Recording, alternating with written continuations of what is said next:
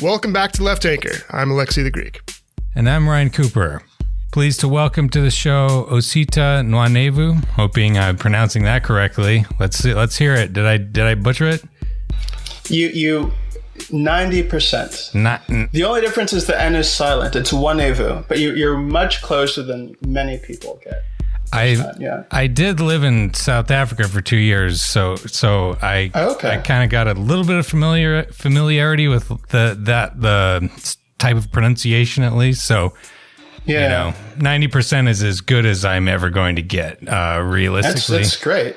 Whether it's whether it's Anglophone types of words or not, but anyway, Osita is a staff writer at the New Republic, formerly the New Yorker. And, we wanted to have you on to, just discuss some sort of general politics stuff and, the country sort of circling the political toilet. So thanks for coming on. Yeah. Thanks for having me. And to sort of kick us off here, I thought it would be, you have this article in TNR, like the American left needs to hit the streets like now. That's sort of taking stock of where we're at. And so, just to get us going here, could you sort of run through the argument there about why that is necessary? Sure. So we don't know for certain whether the Democrats have been shut out of the Senate. There's going to be a runoff in January in Georgia. If they pick up those 2 Senate seats miraculously, then they'll control the chamber. That doesn't seem like it's very likely to happen, though. Like, people should donate, phone bank, whatever you want to do to help with those races. But it's looking like Mitch McConnell is coming back as Senate Majority Leader. Republicans are going to keep controlling the chamber. And so everything that certainly I and many other progressive writers had hoped for coming out of a Democratic Congress and a Democratic presidency, whether that's substantive legislation like a climate bill, some kind of healthcare bill, or structural reforms that would have been necessary to retake the Supreme Court and add new states and all that kind of stuff and bolster American democracy. None of that really seems like it's going to happen. And so we're in this dark moment where I think the left has to really think about alternative ways of getting its way. I wrote at the beginning of the year a piece in sort of package about the last decade on how the 2010s were really, people don't really think of them this way, but they're really a remarkable decade for mass protests, starting with, Occupy Wall Street, going into the Fight for 15. We saw the protests in Ferguson. We saw the demonstrations against the Keystone XL Dakota Access pipelines. In just the past couple of years, actually, we've seen a lot of labor actions, teacher strikes that actually got concessions and raised pay in places like West Virginia. There are all kinds of successful movements I think we can look at over the past decade or so that should illustrate to us that good old-fashioned direct action, getting out into the streets, mass organizing, can actually get the goods.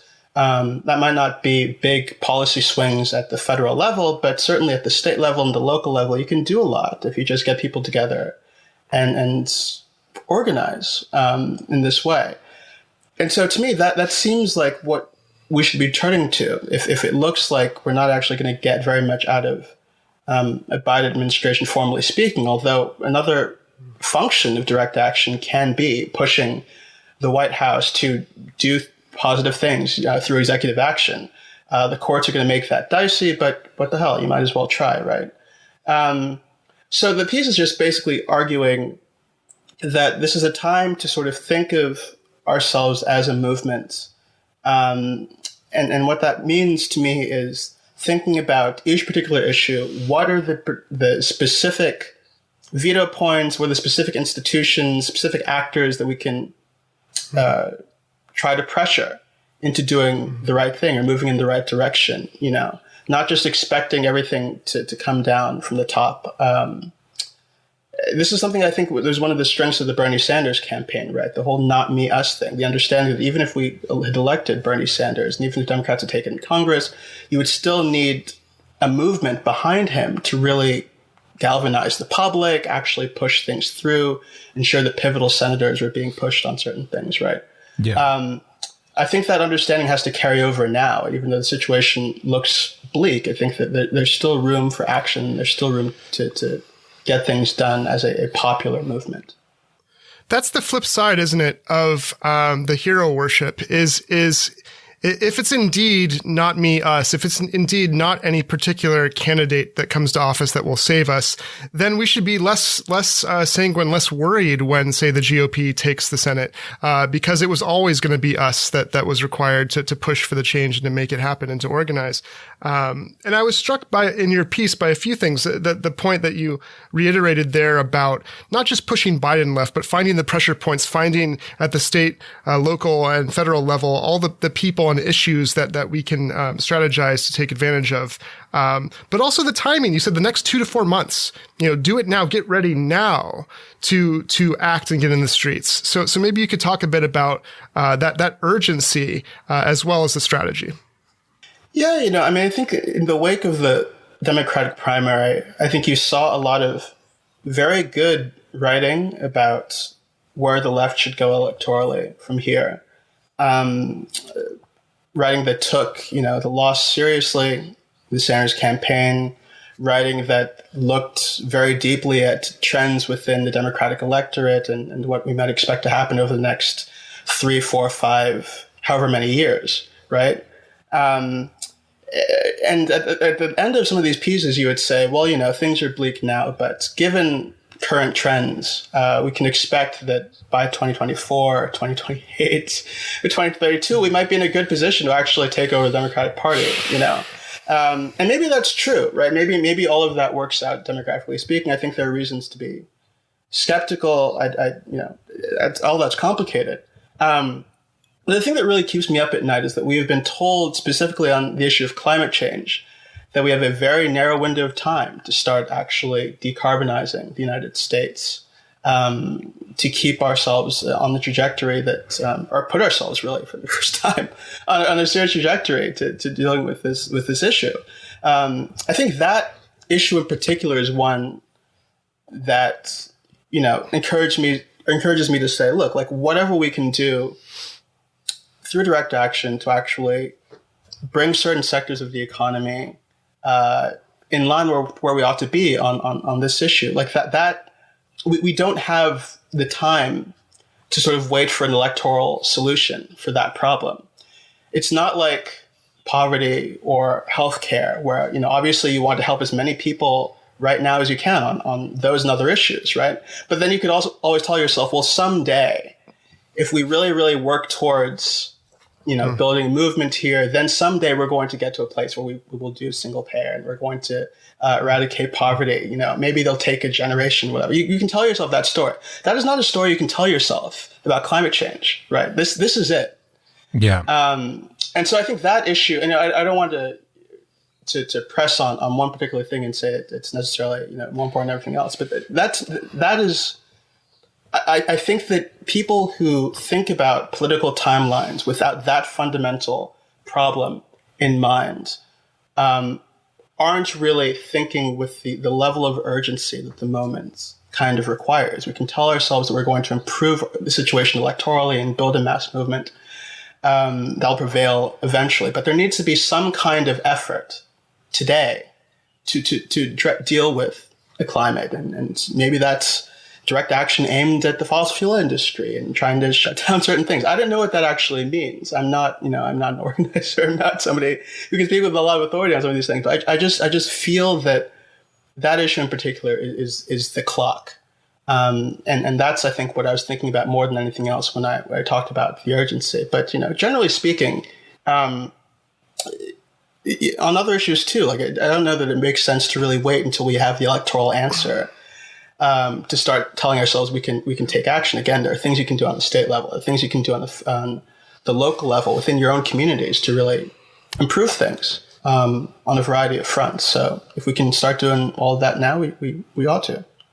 Yeah, it strikes me that the climate point ties in directly with this sort of slap fight that started to happen immediately after, Democrats won the presidency with what appears to be the biggest margin of victory against an incumbent since FDR in 1932, when he beat Hoover in terms of like a percentage of the population. And you have a lot of these moderate, centrist Democrats, whatever you want to call them, conservative perhaps is the word, saying like, Green New Deal is killing us. Connor Lamb, who actually did win re-election despite spending only, $4,000 in Facebook in the last month of the election, saying, shale gas, we just can't talk about it.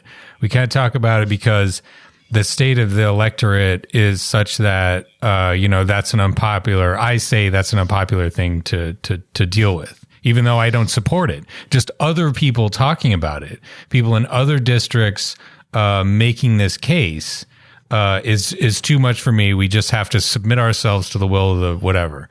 And that attitude in the context of, an energy revolution, which is already it is in the process of killing coal and is going to kill natural gas quite soon, like within a decade. And you have, the Democratic leadership and a lot of these sort of blue doggish new Democrats, whatever you want to call them, saying that, we can't try to anticipate this problem and sort of try to lead our electorate or politicize our electorate in a way that would try to build a popular coalition around a Green New Deal or something else. If you have a better slogan than that, I certainly haven't heard one from this crowd saying that like, look, Western Pennsylvania.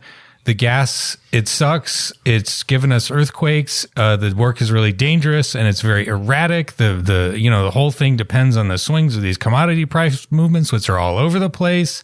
It really has screwed us up. It's like, nope, we're not going to do any of that. We're just going to completely, turn on a dime, on the winds of our sort of perceived political impossibility, our learned helplessness. And if those are the people in leadership, and they appear to be continuing in leadership. Pelosi's just got another term as Speaker of the House, despite being 80 years old, and both of her top lieutenants are 81 and 80 respectively. Steny Hoyer and Jim Clyburn, that is. Mass protest is all you got. You got to try to force them to take the issue seriously. And the more they complain about how it's making them harder to win elections, the more it convinces me to say, we need to keep doing this because it's the only way you're ever going to actually try, because otherwise I'm quite sure they would just, they would go till the day they die, just failing on the biggest problem we've ever faced as a species, right? Yeah, I think all that's right. I mean, so the climate is interesting because, it doesn't really fit into, people have tried to make it fit, but it doesn't really fit into the other post-election diagnoses that we're seeing. Like, I am somebody who thinks defunding the police is a perfectly defensible idea on the merits. I'm somebody who thinks socialism is defensible on the merits. At the same time, I recognize that there are places in the country where it's hard to run on that, and that message can be damaging. I'm willing to accept that. I don't know that we've seen a lot of evidence that was what happened last week, but I'm willing to accept that as a possibility. Climate policy is different. Like, people do want to switch to a clean energy economy. If you separate out the component parts of the Green New Deal, maybe strip out the Green New Deal as a name and just ask people, do you support a green jobs program where you're giving people work, building clean energy infrastructure? People love it, right? Mm-hmm. This basic trade-off that Republicans always try to make. Do you support economic growth or protecting the environment? People choose, if you ask them the question that way, they choose the environment. But also I think we see evidence now that people are rejecting that false binary. On fracking as an issue in particular, in Pennsylvania even, I think there's been polling over the past couple of months showing that fracking is actually not, moving away from fracking is actually the majority position or popular position. These are not the massive economy dominating industries that they might have been a couple of decades ago. They're not as large as the service industry, the coal and natural gas. So that's climate policy is definitely not a area where you can say the public is rejecting where the Democratic Party seems to be moving on this issue. The public is rejecting AOC's position on this issue on the substance. I don't think that's true at all. So to the extent that you're hearing that from leadership, I think, that's something that the Sunrise Movement and other activists should actively to challenge. But, to your point about where direct action fits into this and, the extent to which it seems to be the only option for moving Democratic electeds in leadership, I think it's very important. And I mentioned this in the piece that I was talking about earlier, that I wrote at the beginning of the year. It's very important that the Green New Deal is put on the map politically by a sit-in in Nancy Pelosi's office in 2018. That's all. Love it. Nobody had heard of the Green New Deal before outside of environmental policy circles. It was not an active part of the climate policy discourse. I think it was Robinson Meyer at The Atlantic writing a very good piece about how for years and years after Waxman Markey, there had been no real consensus climate agenda within the Democratic Party, and people were rooting around for what it would be. Green New Deal emerges, and that becomes the focal point. And even candidates that come up with their own alternative plans are making references to the Green New Deal and pointing to it as a sort of lodestar for where the party should go, right? Direct action did that. The Sunrise Movement physically going into a space and occupying it and communicating with the media did that, right? And so that's something that I think has been one of the most encouraging things to see over the past couple of years. It's really given me a lot of hope.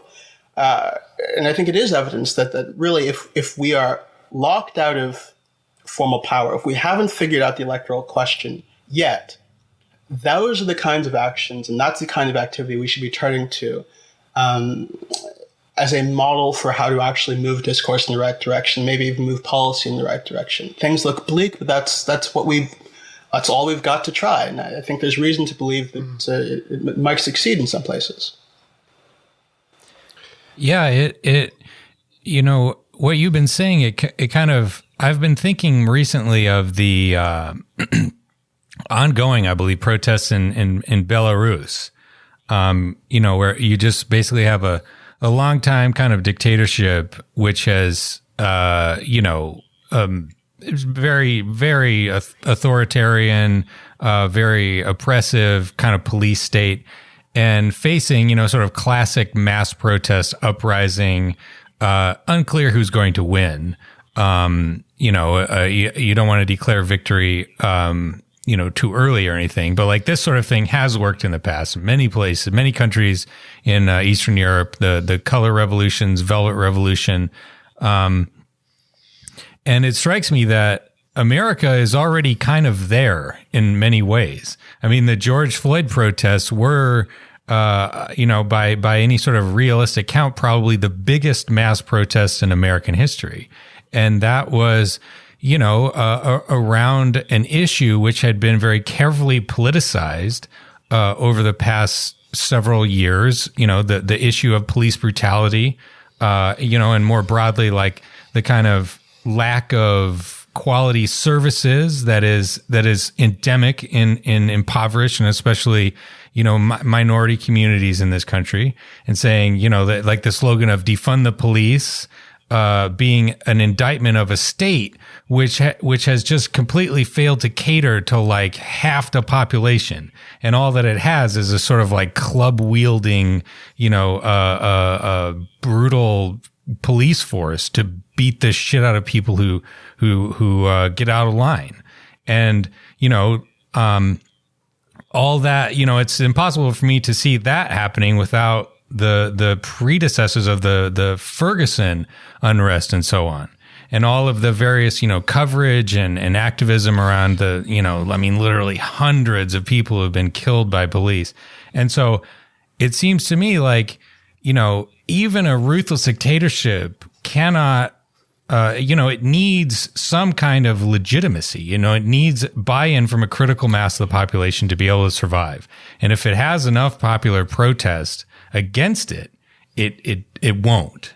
That's been true of pretty much everywhere. You can suppress like pretty significant populations of of protesters and so on if you're sufficiently ruthless. But, like this, to me, it seems like that's, one of the big tasks of like activists, writers and whoever is sort of interested in politics is trying to replicate the success of the Black Lives Matter movement in terms of, mobilizing a significant chunk of the population. As our friend Dave Kibe says, the most fundamental part of politics is slack. Like most people are not paying attention. And if you can just get 10% is enough to like take national power. You got a 10 to 15% mobilized population. That's it. You're done. And, taking that, like that incipient mass mobilization around climate to me seems like, the task of us all to cement that in place and make people take the science as politically as radically as they should. It's a tough task, but it seems like we're kind of getting there. Yeah, and you wrote, Osita, about the consciousness that's been raised to the point where, if Trump didn't step down, general strikes seem to be on offer, right? Enough people seem to be aware of that threat to democracy and seem to understand how a general strike could work, that is something that is somewhat new in the political consciousness on a mass scale. And it seems like there is more opportunity for increasing the ability to mobilize and educate in these ways. So, I wonder if we think about, how to shift the consciousness away from seeing, and maybe this can feed into our discussion about the kind of the soft coup of Trump and the debate over that, seeing Trump as singular. I mean, we have this thing in this country. We have heroes and villains, and it's like they embody everything that's wrong or good. And so if we can shift away from the dangers of Trump, to understanding the necessity for activism to respond to all these structural problems, maybe we could take advantage of people willing to go out and save the country from itself, right? So I don't know what your thoughts are about that. Yeah. To the first point you made, I've been really struck, and I mentioned this as you said in my piece. I've been really struck by how casually, over the past few weeks, we've heard people say, "Well, look, if Trump actually tries to do this thing and stay in power, well, we'll just get in the streets and we're going to force him out." And and this is not people with a lifetime of street activism under their belt. This is ordinary people saying this. And I have no idea whether that actually would have come to fruition if this had been a more serious thing. I have no idea whether a movement like that would actually have worked. And I hope it would have. But the thought itself seems really significant to me, because it means that people are saying to themselves, well, look, we cannot trust the institutions themselves to produce just outcomes here. We can't trust the judges. We can't trust political leaders. If push comes to shove, and we're actually at a point where we need to defend democracy, the only people who are going to be there to do it is us. And that will take people getting into the streets, right? That's an important step.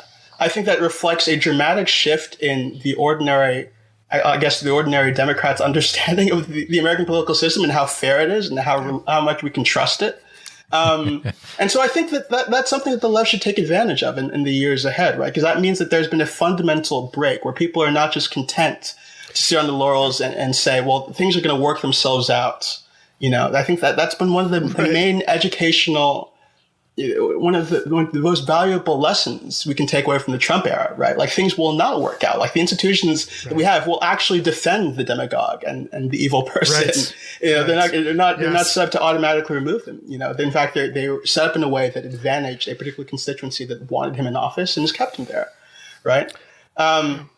So I think it's really important for the left to embrace the mantle of democracy and tell people that we're about empowering each and every person at the ballot box, at the workplace, if push comes to shove, in the streets, right? To actually create a country in which the popular will and the will of the ordinary person really, truly matters. So I think all of this has been educational this past couple of weeks. I don't know if you want to call it a real coup, an attempted coup, a soft coup, I'll leave that to the political scientists. I think there's enough reason, whatever you want to call it, to be disturbed by what's happened. I don't think it's going to work. I don't think there was ever a real chance of it working. I don't know that Trump himself knew how serious he was about any of it, but I do think what we've seen is an American president putting out lawyers whose job it was supposed to be to upend election results for absolutely no reason but the fact that the president lost. We saw last week supporters of the president going in and harassing people who were counting ballots. Some of them were armed. Look, if this were happening, let's say in a left-leaning South American country, I don't think the United States State Department would have hemmed and hawed about what we were seeing, right? Like it's clear we would have what invaded. This is all about. You know. Mm-hmm. So people can call it whatever they want to call it. I think there's reason enough to be disturbed by it. I think that I wrote another piece arguing that Republicans are doing what they're doing right now basically for show. Like they're indulging the Trump. They know it's kind of over, but they don't want to let down its base. They don't want to tell the base that they think Trump has failed and that they rejected Trump in this critical hour, right? But they're not doing anything materially to help him. I think that there's just a moment of true cynicism happening right now on the right. But the fact that they're not serious about it doesn't make it any less despicable, right? Because they are undermining the system. They're spreading conspiracy theories. People could very easily end up getting hurt or killed as a consequence of the rhetoric that's being put out there. This is just one more notch in the infinite line of notches against the Republican Party in this country. I hope that people take that away too, that even when Trump is gone, we will have with us still a political party that was willing to indulge him to the very end, even though it was fantasy, right? We have a political party that is still dangerous, still entirely capable of producing somebody like Trump again, and it is disproportionately advantaged in our political institutions. Unfortunately, again, we don't have, it doesn't look like we're going to have enough formal power to do anything about it under Biden. But again, this faith that people found within themselves in the power of mass action, capacity of ordinary people to come together and to push for change in the streets if necessary, I think we're going to have to lean on that and hope that the left can channel that in a productive way in the years ahead. Yeah. There's a couple of pretty good pieces. I think I'll link to them in the description by David Cleon and your colleague Alex Perrine, making these fairly similar points to what you're making about the coup. But I have a sort of like cranky response to that is probably just, produced by people are, kind of my online friends sort of scoffing at this and saying that it's definitely not the case, making it, in other words, very strong predictions that it's definitely not going to turn out to be an authoritarian moment. Trump's not going to seize power, blah, blah, blah. And, what that sounds to me is like Maggie Haberman's talking to Keith Ellison in 2015 about whether or not Trump was going to win the Republican primary. And she just laughed in his face. Ellison was like, look, he's in the head in the polls. He's ahead in all these states. He's going to win. There's a good chance of it, and we might be facing him. And she just, and this is like a Chris Kaliza mindset. And, I think people should be a lot more cautious about making these very confident predictions about things that have literally never happened before in American history, namely a president refusing to concede, right? And it's a very weird thing. Ryan, this is my hobby horse, the epistemology of possibility. Yeah. So you have this weird paradox, right? Where people are very certain of what can't happen. Like, we can't have socialism. We can't have Medicare for all. I just know. And they also know that, like, Trump can't win. And so like, they have this weird, like, relationship to what's possible where they're certain of the ability to predict the future in terms of what can't happen, but they don't bring that kind of ability to know the future to inspire the possibility of what should or could happen.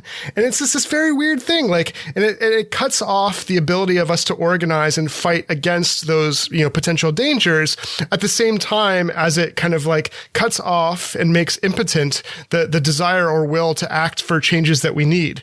So it's a very weird thing, this kind of centrist, relationship to knowing the future. Certain things are definitely not going to happen, and other things definitely can't happen. And it leaves us relying on the elites, I suppose, is the result, right? Yeah, I hear you. I mean, I think there are good reasons to not be too pessimistic about the possibility that Trump will actually prevail here. But at the same time, I think you're right. I mean, I think we've sort of lost the very healthy sense that we had in November of 2016 that the window of political possibility that we thought was narrow was actually had been exploded by the event of Trump's election. If somebody like Trump can get into office, then what isn't possible, right? For better or for worse, right? That was something that I think people carried with them in the immediate aftermath of the election. I think we've acclimated ourselves to him and have come to see him as normal. And so that sensibility is sort of atrophied, but I think it's still fundamentally true. This is, I think that there are antecedents you can point to for sure that led to Trump and that brought us here.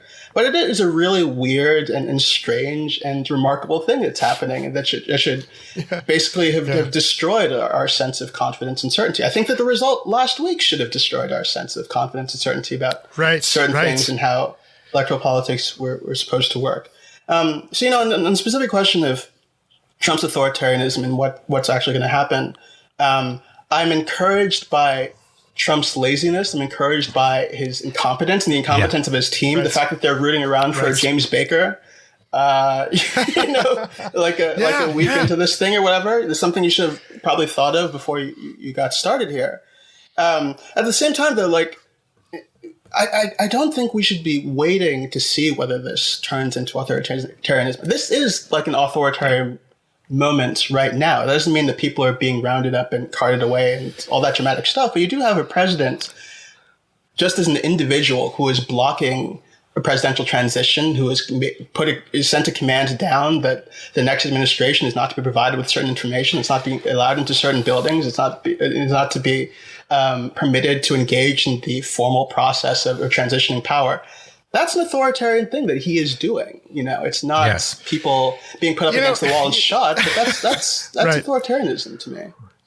There's this weird move. So, like, we love Corey Robin. We've had him on the pod to talk about his great book on Clarence Thomas. He's a tremendous political theorist. And there's something absolutely right about what he's saying, but here's the issue I have, and here's maybe the problem in the debate from my perspective, which is like, I think his point is that so many things that people attribute to Trump as being exceptional are simply things that the party has done through the institutions and through the normal mechanisms of our government over time, right? Like, so like Trump seems outrageous because he is outrageous, but the harm he's doing has been done through the normal accepted ways, right? And so, like, the courts, as much as we want, we fear norm erosion, so the courts are our savior. Corey Robin is absolutely right to say, actually, the courts have been inflicting harm on people, right? And actually, all these things, like, Trump is using lawsuits right now. Like, that's the mechanism through which he's trying to do the things he's trying to do. And so, like, I agree that the reminder of the GOP generally and these institutional designs are themselves, sites of harm. That's totally true. At the same time, they're also sites of struggle, and it's not good to just let the courts not care about pretending they're objective anymore and just like forego the legal fiction that they're trying to actually adjudicate based on law rather than partisanship. Like, that norm erosion is bad, right? Like, so for me, it's both and. It's true that all this harm has been done through these sites of struggle, through like the constitutional designs and through but that doesn't mean we don't like try to contest the fact that Trump is using the courts to do his tyrannical will, right? Yeah. I think that's absolutely right. I come down, I don't know where I come down. I think that the fascism question is sort of like a separate question. You have to disentangle from the authoritarian question a little bit. Sure. But I don't know. I see this debate happening And I think I come down where you do. That it has to be at both ends. You recognize that what's happening now is a product of institutions being formally used in certain ways. And at the same time, there are actors within these institutions who are actually doing the work of making it work for them. So I think the main thing I think about, though, is that it's at a certain point, knock on wood, Trump is going to be gone, right, come January. Right. I read a piece a couple of weeks ago, and it feels like a million years ago, but I guess it was only maybe a month ago. Time during pandemic is a very weird thing, so right? Remember the Amy Coney Barrett confirmation hearings? Oh, I remember her. Yes, indeed. That was like 1,000 years ago. Right. So back then, when we thought we were going to pack the Supreme Court and all of this, I wrote a piece about the Constitution. And I made a case for, not only packing the court, but someday, some sunny day, a generation or two from now, actually getting rid of the thing, right? And writing up a new constitution or coming to some other arrangement.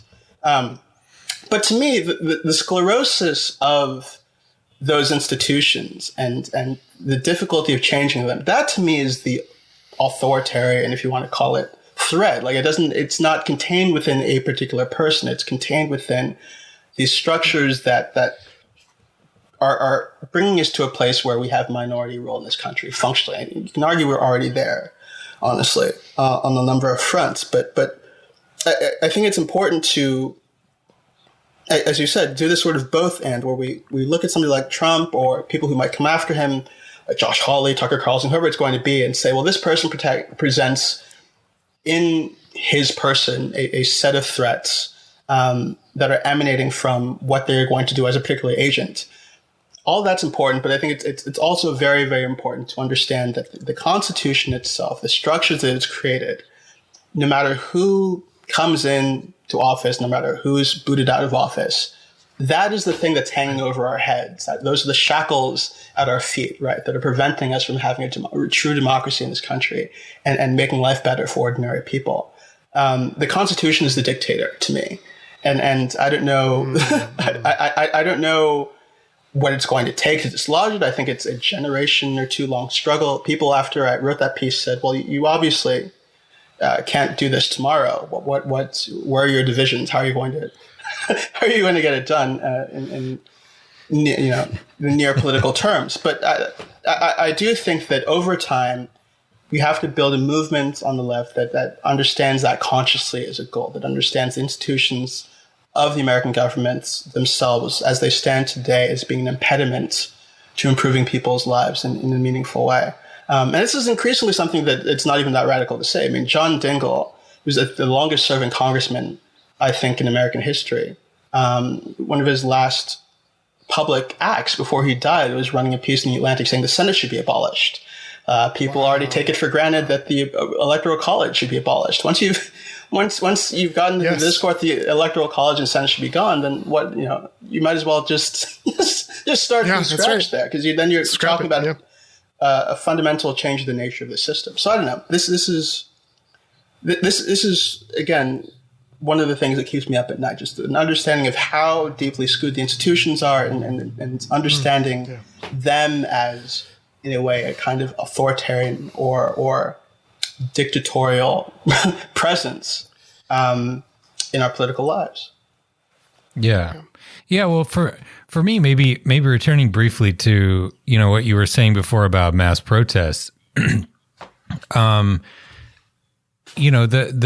The operative question here is whether you can sort of rally a functional, an activated base and a functional majority of the population around not the Constitution, but the principles of the Declaration of Independence and like the sort of like the preamble of the Constitution, rather than like the specific structures in the Constitution, which I think stand up like pretty well for being 250 years older, or however long it is.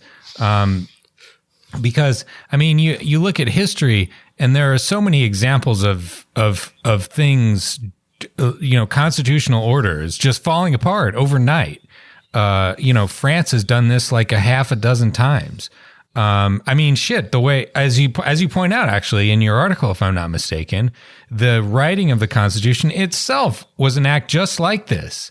The people who wrote the Constitution had no legitimacy whatsoever under the previous legal regime to actually do the thing that they did. They were just like, the Articles of Confederation, they don't fucking work. Let's start from scratch, and we'll just brass through, and we'll just, you know, rely on our sort of authority, our legitimacy, whatever we can create, sort of bully the laggards into joining up, and, you know, create a new country. And it worked. You know, it worked because they had, you know, judged the political moment accurately.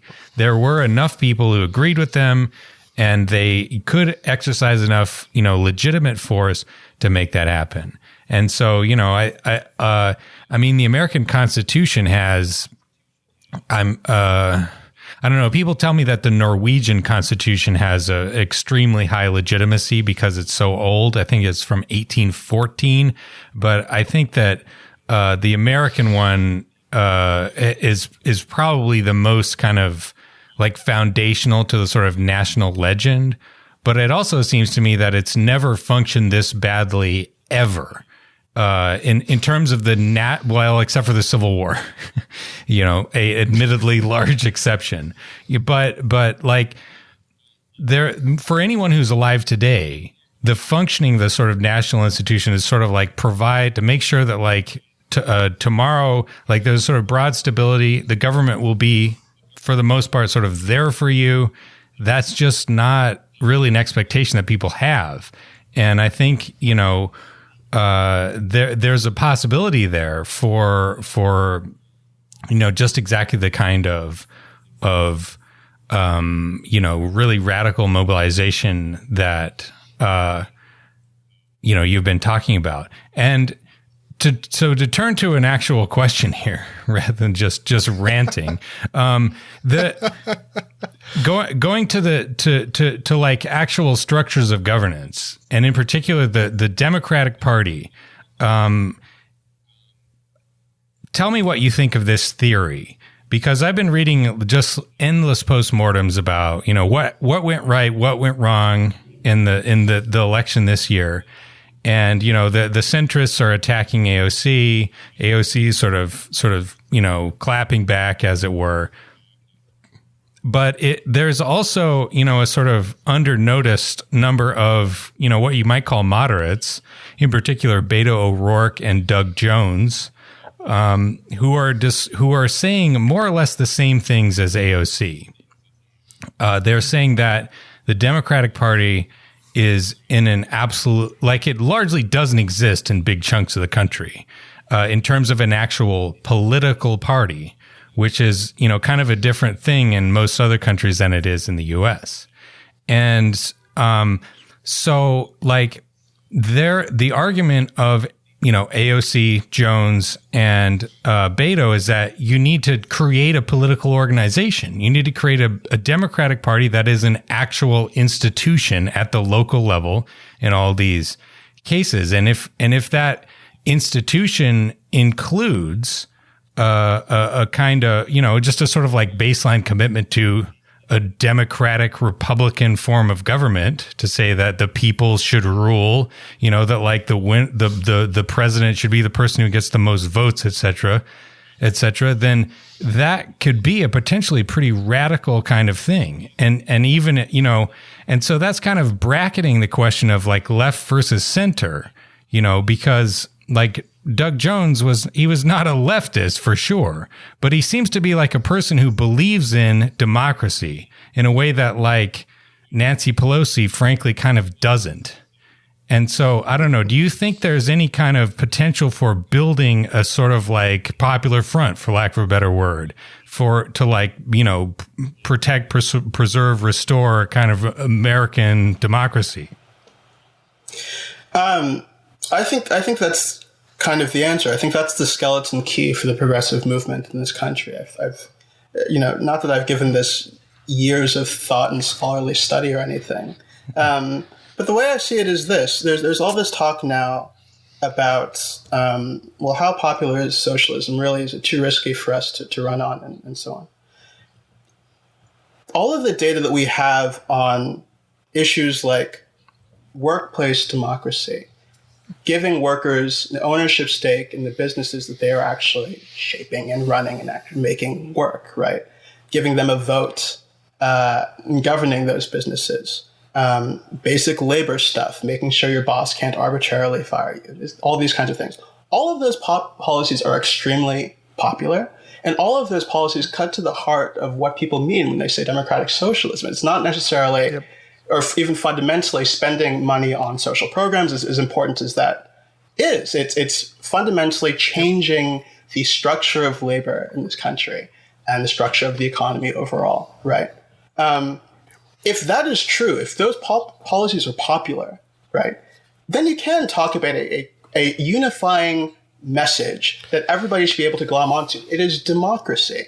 It is democracy at the ballot box, making sure that your vote can't be thrown out, making sure that your vote means something in the presidential election, making sure we are expanding the franchise. And it is democracy at work, making sure that you have rights, you have a say, you have a share, and everybody, is equal on that level, right? This to me is the answer, right? We talk all the time about what can we sort of tell ourselves as a story about this country, and what parts of our history should we recover and really be proud of, and whatever. The pattern has always been, well, we're going to harken back to the documents, or we're going to harken back to the founders, the particular people who set this thing up. What we need to really claim is, again, democracy, the idea that a mission that we can take on as a country is becoming the center, the cradle for democracy on Earth, where we can make democracy work as an experiment here, if we put our minds to it, if we all work together, and that is a project that can be a great hope for the world, right?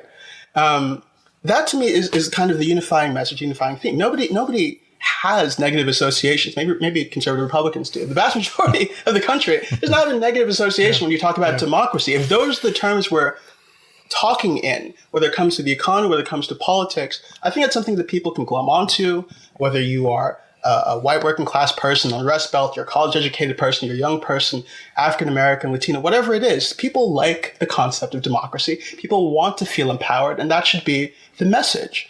And so, this organizational question of what kind of infrastructure Democrats should be building around the country, I think it should be oriented towards getting people to think about progressive policy and progressive issues on that level, right?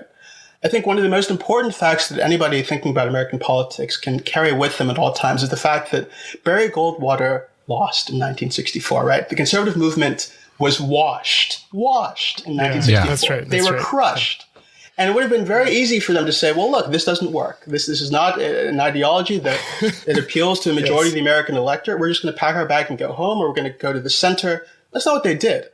They created institutions, they created think tanks, they created media organizations, they got a lot of money, and they set about for the next 16 years trying to create a base for the ideology. They were helped out a little by historical events and the backlash to the late 1960s, but they put in work and resources to building conservative ideology to the point where it could stand on its own and elect Ronald Reagan president and evolve into the force that we have plaguing us today, right? That is the way people should think about movement building, to me. It's an understanding that you need to build ideological infrastructure that reaches people, gets them to think about politics in a different way. That's not work you can do over the course of a campaign. You're not going to convert people, doing door-to-door canvassing over a couple of weeks late in the fall, right? This is an on-the-ground, years probably long effort to really reach people in communities where progressivism is difficult right now and getting them to change. This is what AOC said. This is what Jug Jones, I think, and Bay Roque were also talking about. And I think that there's already an understanding, whether you're talking about on one end the DSA, on the other end a more mainstream organization like Indivisible, right? There's an understanding that progressives need to be everywhere, that they can't take any part of the country for granted, and that if you work hard enough and think long and hard about how you're trying to reach people, you can create and build a constituency for progressive politics anywhere in this country. It takes time and it takes effort. As I said at the very beginning, we don't have a lot of time But look, this is something we should throw ourselves into. And I think that democracy should be the unifying theme, the unifying message, the way that we think and communicate what we're all about to people. Because that's something that people can glom onto. It doesn't take reading a lot of dense theory. It's not a scary idea. I think it's something that seems commonsensical to people as a positive value. No, that's beautiful. That was really beautiful. It reminds me of a few disparate things. One is the film White Men Can't Jump and Woody Harrelson's girlfriend, who said, sometimes when you win, you really lose. And sometimes when you lose, you really win. But also the fact that, like, look, progress is not temporally bounded, right? Like the fact that Occupy at the time, people thought it failed, except that's where we got the 1%, 99% slogan, right? And Bernie lost, but did he really lose? Because he gave rise to this increase in mobilization and DSA membership. And so there's this ongoing struggle where you say there is urgency, but there are short and long-term successes that can be had. And overall democracy, the way that you discuss it's a way of life, a way of being, a way of espousing non-domination and a kind of freedom that I think Corey Robin is right to say we need to reappropriate from the right? A kind of freedom that is synonymous in a way with democracy, whether in the workplace or otherwise, that people can get on board with all the time, no matter, if you talk to union organizers, they could be the most fervent Trump supporter, and they're all about understanding how they shouldn't be dominated at work, right? Like non-domination freedom is something that really can activate people.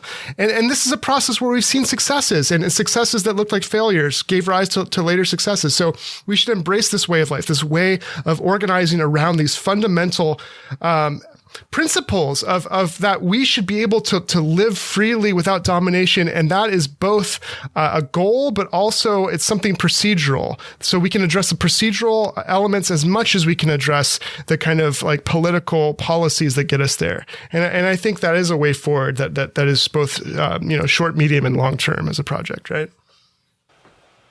Yeah, absolutely. Absolutely.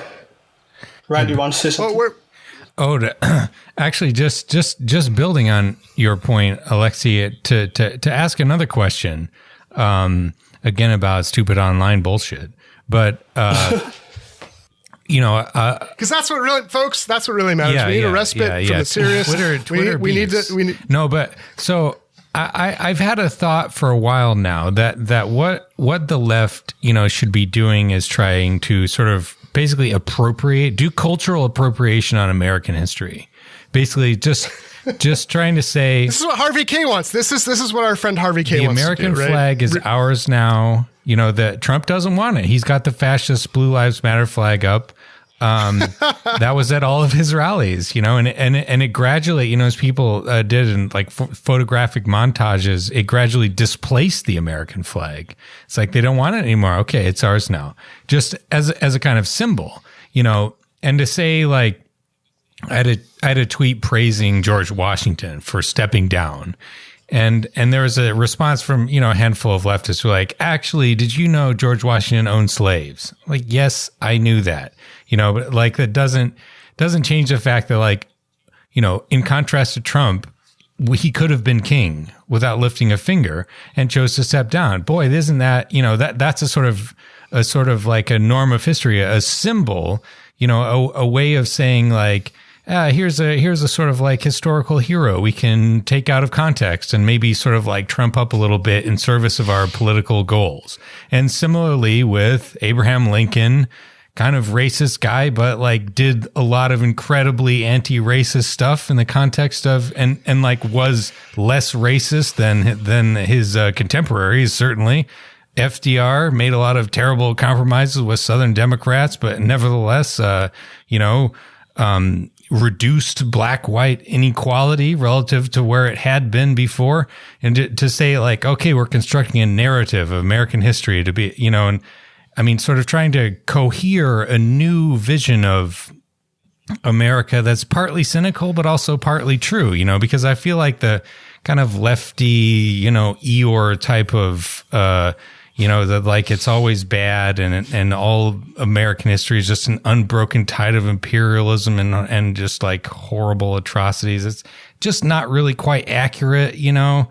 And I feel like what you're saying, Osita, is it can sort of be tied into that kind of I mean, I guess propaganda work, for lack of a better word, to say that like this actually is our country, that like we as a democracy we are you know, voting together, we're working together to sort of keep pushing our historical project forward through time, and we are working against people who are anti-American, who don't want, you know, who want a fundamentally kind of traitorous vision, you know, the John C. Calhoun, the Jefferson Davis view of how America should be.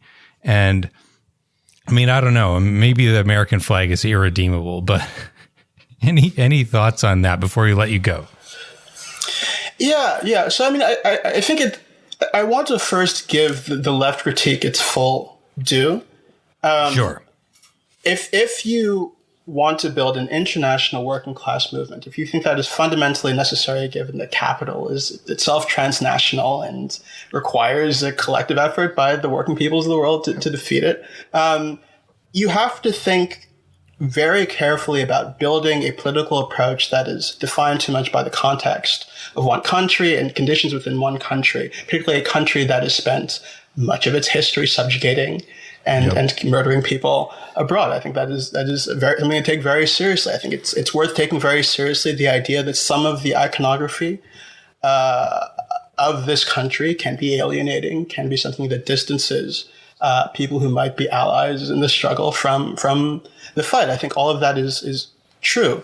At the same time, we are inescapably Americans, right? We are inescapably in this country, right? If we are going to prevail, we have to prevail first here. This is the most powerful country in the world, right? So that on some level, we have to adopt a political approach that speaks to a critical mass of people here and activates them before you move on to the next thing. From my perspective, I don't come at this again as an expert on left theory. This is all stuff that I'm in many ways delving into now for the first time since college. So I'm going to try to speak very cautiously and without any authority whatsoever. But you know, as long as we're here in the United States, right, we should start about trying to figure out how we can actually succeed within this population and then bring people over to our side. And if there are things that we can do that make people more comfortable with the messages that we're advancing, that don't require us to compromise on substance, that don't require us to, downplay or dismiss the horrors of American foreign policy or the horrors of American history, if we can pull that off, I think we should try to, right? Maybe that's using the flag more. Maybe that's playing Sousa. Maybe it's, talking about people like Charles Sumner and not just regurgitating stuff about the same list of founders that we've heard, since grade school, but elevating other people who have been really great in American history, really progressive in American history, who haven't gotten their due, and thinking about them and what we can take from them. All of those things to me are worth trying. And it seems to me that a lot of it is actually like low-hanging fruit. Like there are very easy ways we could make people comfortable with weird progressives that they are, don't really know how to trust or aren't familiar with. If we seem to be coming to them on the same kind of socio-cultural plane on some level, if that makes sense.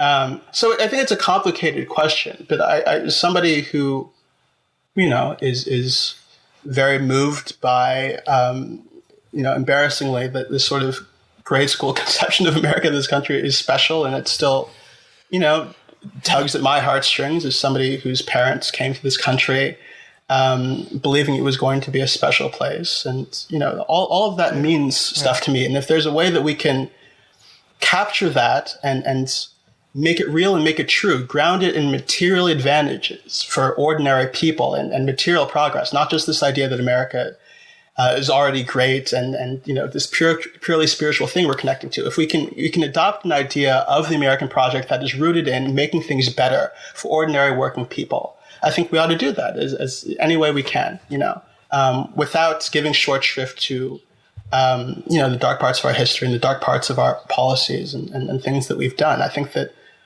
I don't know, I think it's complicated, but we are inescapably American, and that's just the context we have to work within, for starters at least. Beautifully said. I think that's inspiring. I think as the left, it's a good challenge to have, right? To own the fact that we're situated here. We have this history, and it's ours to craft a narrative that can empower us to be responsible to each other and to the world, given the place that we're in and the power that this country has, to make peace and do justice here and abroad. And I think that's a beautiful, nuanced way to speak to it, which we expect of you, right? As humble as you've been, right? The trenchant insights that you provide in your writing, I expect nothing less. And so thank you for navigating these tricky questions, just deftly. And thank you for joining us. Really appreciate your input and your insights. Oh, thank you so much for having me. This was awesome. This was really great. Yeah. And speaking of sort of founding fathers era type of people, let me close with a quote from good old John Quincy Adams. You're talking about anti-imperialism. He's a guy who was a pretty, not a great successful president, but after his time in office, went back to the House of Representatives and fought slavery literally until his dying breath. He croaked in the Capitol building itself, if I'm not mistaken. And he famously said, "America goes not abroad in search of monsters to destroy. She is a well-wisher to the freedom and independence of all." And so, there's a lot of things you can search for in the old National Archive. But yeah, thanks for coming on, Osita. We're much obliged. And thanks for listening, everybody. Awesome. Yeah, you're always welcome. Come.